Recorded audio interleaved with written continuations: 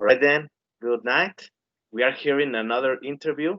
This time I'm here with my former student, Nicolas. Hi, Nicolas. Would you like to introduce yourself? Hi, teacher. Yes, of course. Well, the teacher said, my name is Nico Rosete.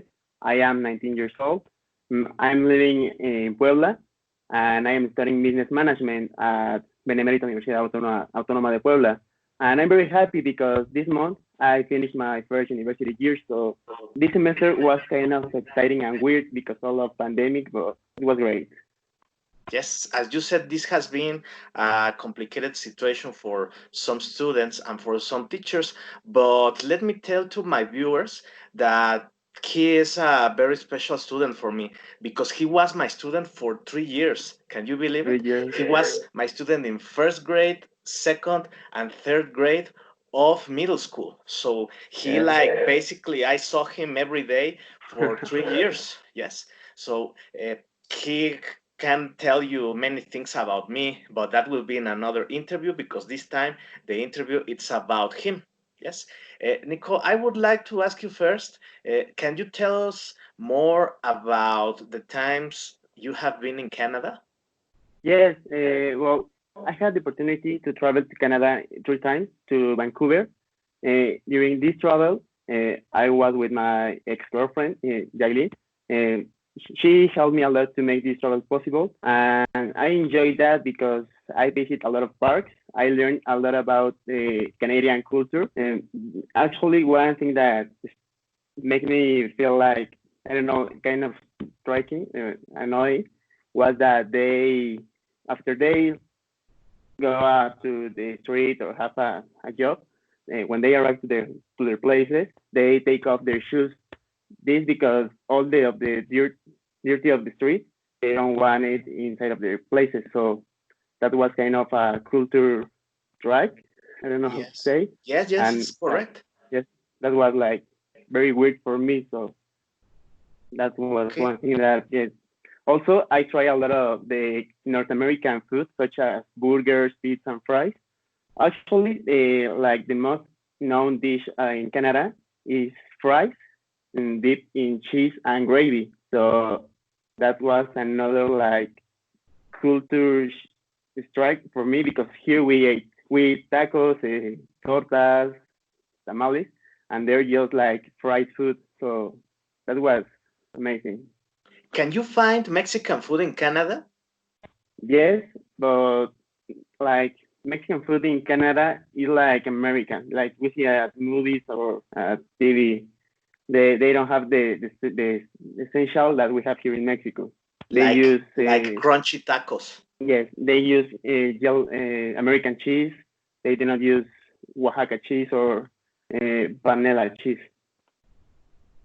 What about chili? I'm Well, sure they don't use it. in Canada, actually, there live a lot of people from the India, so they eat a lot of pepper. So it's different from our pepper, but that's kind of spicy too.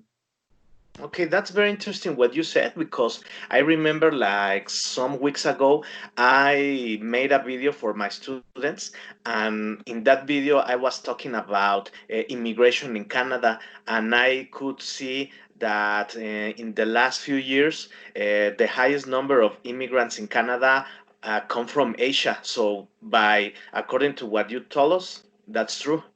Yeah. No. Also, from Japan, there are a lot of Chinese. Chinese people are all over the way. You can see at the supermarket, schools are full of Chinese people. Okay, that's very interesting what you're saying because with this I just confirm what Yes. I search on the internet. Another thing that I would like to ask you, you said that you went to Canada in order to visit your ex-girlfriend. What can you tell us about having a relationship in a faraway distance like you used to have? Well, the first month, everything is beautiful. No, video chat. Nowadays we have Skype, we have Instagram, many ways to communicate. But when the days go on, you feel well. You miss your partner, your couple. You know, you want to go to the cinema and you don't want to make the other part feel angry, mad. So you stop doing many things that you did with her, you know. So it's like both things, So then it's something good, not, you something don't bad. recommend it. No, no, not at all. It's Maybe better to just like be, to have the experience, but for a long term, it's not a good yes, idea. yes, Exactly. All right. Listen, another thing that I would like to ask you, when we were in middle school, I remember that we took the TOEFL certification, and then you yes. told me that you took it again before you passed to university. What tips can you give to the students who would like to apply for this test? Well, as you say, nowadays, to have a certification is essential for every student or worker. Why? Because we have to move on languages, technologies, and have the TOEFL was very helpful for me because with this certification, I could extend my classes, my English classes at university. So I recommend that because it opened a lot of opportunities. You have it, the TOEFL. Actually, as you say, I made the exam 2 times, but Mhm. nowadays I want to make the TOEFL IBT because this helped me not only in Mexico, it helped me abroad. I can go to study to get a job in other country. Exactly. As you said, this certification is mostly for students. So, as you said, it's like a key for you to maybe have more opportunities than if you didn't study English. Don't Yes, you think so? yes, yes. As you say, it's very important. As I said, it's very important to have it. It opened a lot of opportunities, and I think that in Mexico, many parts of the population do not have that opportunity. So if you have it, you have to approach it to all, so you can get your goals, your personal objectives. So that's the way you can do it. Listen, talking about you, um, what can you tell us about your future? What would you like to do in the nearly future after you finish your career? Can you tell us a little bit more about your plans? Yes, well, as I said, I'm studying business management. I chose this career because I love the business world. I love to deal with people, to talk to them, to know how are they. So in the future, I want to be in a corporative that help me to, um, how can I say, to use all my techniques or the things that school taught me, and after that, I want to open a restaurant. That's like my dream. I want a restaurant here in Puebla and around Mexico.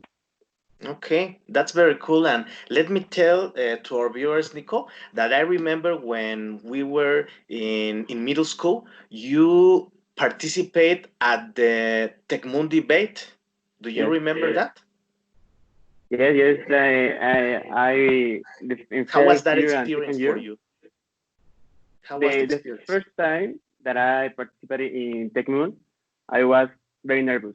I was 13 years old, I remember, and I was very nervous. A big auditorium with a lot of people, a lot of students. So that first participation was like the beginning for what will come on second year.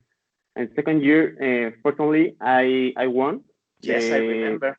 the second place. Yeah, Mhm. I don't remember the topic. I thought it was drugs, synthetic drugs, Yes. and I was United States. So You were the I delegation of think, United yeah, States. yes. Okay. So with the help of all teachers, I remember Bronson. He taught me a lot how to some techniques, how to talk specifically to the judge. So the result was my prize. Yes.